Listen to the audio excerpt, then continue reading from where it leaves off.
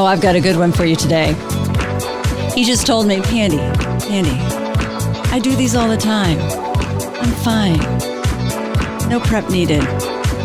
Sad part is he fails to remember who I am. Oh, that's right. I'm Pandy Pridemore, and you're listening to The Human Resource. If you live in Cincinnati, or if you have anything to do with SHRM, you know my next guest. I mean, if he tried to walk through a crowd of people and someone not recognize him, he would fail terribly. And you know, the worst part is, I've known him, oh my gosh, I've known you for over 20 years. Absolutely.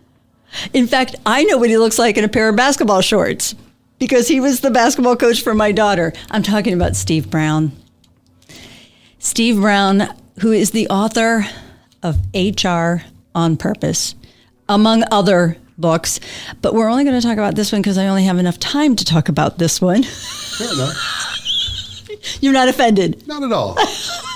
You know, it just means you have to come back. I would be glad to. That'd be fun. He is always this nice. He always is. And I think sometimes I've always overwhelmed him.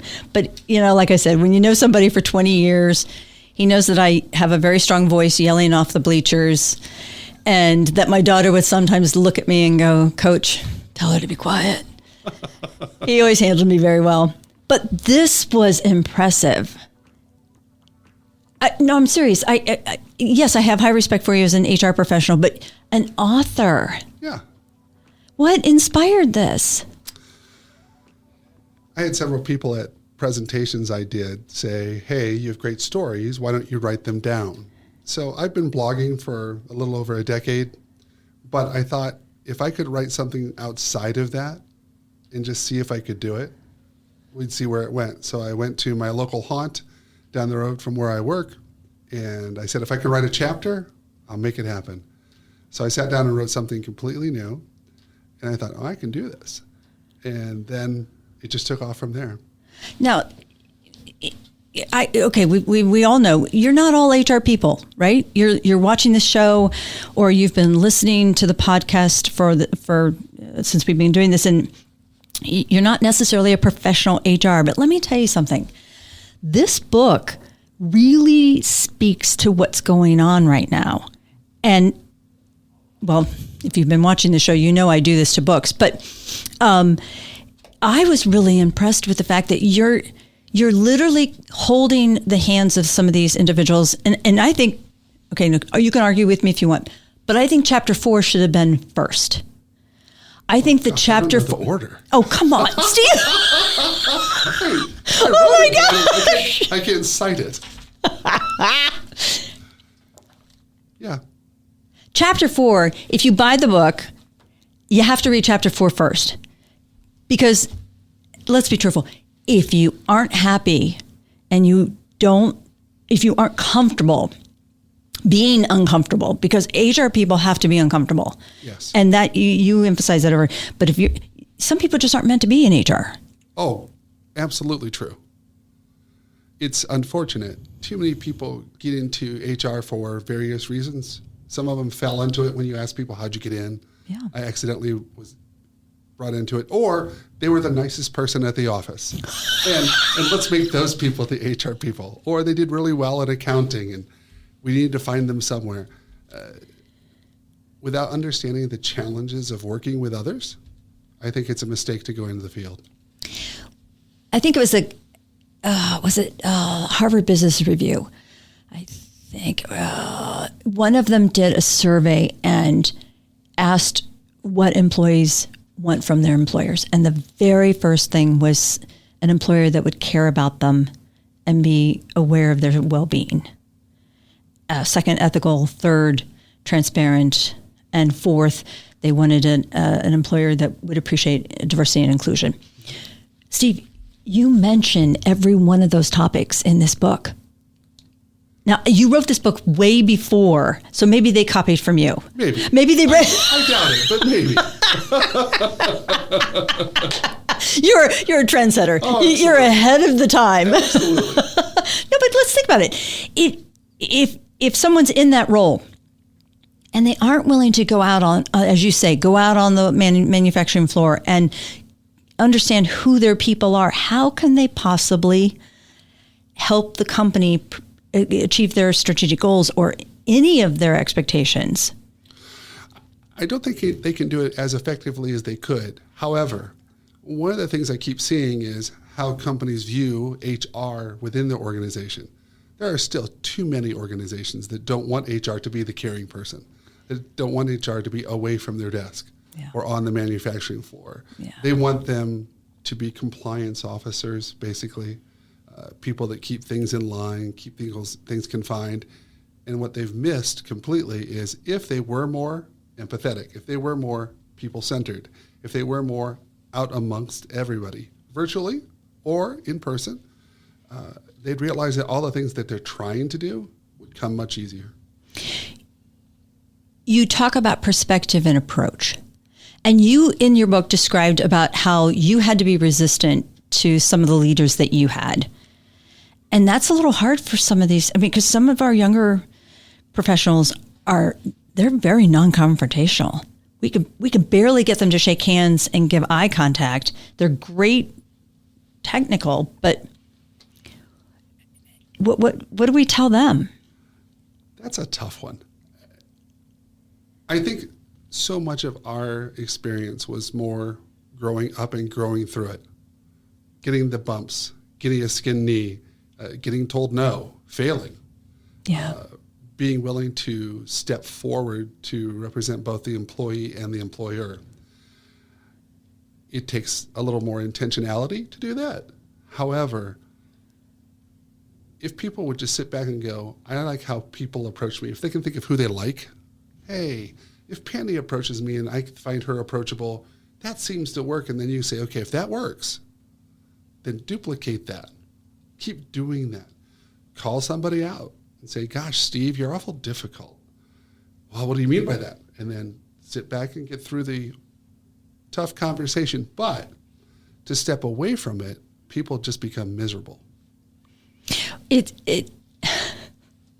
I actually love the story about Fred. Now, again, I describe myself as an old shoe because, and you kind of reinforced that with Fred. I'm sorry, your mentor. Yeah. Fred and I both started in a time when it was the personnel office. And, when I was 19 years old, 18 years old and starting in HR, everybody was still, men were in ties and suits. Women were, had to dress well and mostly heels and dresses. Everybody was Mr. and Mrs. Mm-hmm. And there wasn't a lot of touchy-feely. We were administrators. Sure. And so when I started out in retail, so I was walking the floor, very similar to what you were doing. How do we encourage them to understand in such a relaxed environment where sometimes the HR person doesn't even meet with these remote workers? They don't even meet their workers. One of the things I think that we're missing is the generations that are in the workforce now, the ones that came after us, they're honestly more connected than we've ever been, naturally, through technology, through communities, through groups. And if you could sit back and go, hey, you know how you're connected to all these people socially? What if you do that at work? Show them how to take the skills they already know and apply it in the workforce. I have a friend who her son started for a large company here in Cincinnati and never met his supervisor. It was right before the pandemic. Didn't meet him for 2 years. Gosh. When he was on Zoom, and the supervisor was older, okay? The younger person wanted to connect. The older person was, I'm tired of Zoom. I'm going to turn my camera off. So for 2 years, he never even physically saw his boss. He almost left the company because he was looking for that natural yearn to connect. And his boss says, just do your job. It was not an HR person. But we have to teach those that manage others how to connect. HR is done more by people who lead others than it is by HR professionals. So if we can equip those people managers, hey, boy, Steve, it's really good to do this because. Hey, Pandy, it's good to do this because. Let me give you a story about how this really works a Fred story. Then people go, oh, I get it. But if we talk about work and not people, it's harder to do. It really is. Another survey that I was reading, and I'm trying to think where it came from. I didn't bring it with me, but it was talking about how the younger generation wants to know their status and their purpose. The very last thing they want to know is what the problem is or what the challenge is. Yet when employers talk to their employees, it's just the opposite. Absolutely. They dead center right in on, hey, why'd you do this? And I needed you to do that. And their status is the very end. Right. And your book specifically says, that's what I'm saying. It doesn't matter who you are watching this or listening to this. HR on Purpose specifically helps you understand why it is so important to connect. You talk about communicating and training in here. And I think communication, you could have put more in on just the communication aspect. And we all communicate so differently. Yes. I'm often saying perception is 99% reality. And our perception as HR people really has to be flexible and constantly adapting to who's around us. Right. I think to that point, Pandy, that's more refreshing than how many people practice. I believe if I meet each person individually, then the whole works. If you keep trying to do blanket things, Yeah. it doesn't. One-on-one is harder. One-on-one takes more time. One-on-one takes more effort. But all the other stuff that we keep trying to work on, focusing on strengths, got to do it individually. Focusing on diversity, got to do it individually. Focusing on value and status and purpose, got to do it individually. Collaborative or overarching HR has never worked, ever. So I think by taking care of communicating with each person, talking to each person, spending time with each person. And that takes time. Sure. But when we're talking about retention as the biggest challenge, and you're much more of a recruiter than I am. You understand that talent management field much, much better than I am. I'm more on the compliance legal side. But you are dealing with questions all the time from your network and people that you work with that, you know, if it's really that easy, why aren't people doing it? If they aren't connecting with their employees, why aren't they? Come on, really? I think it's hard.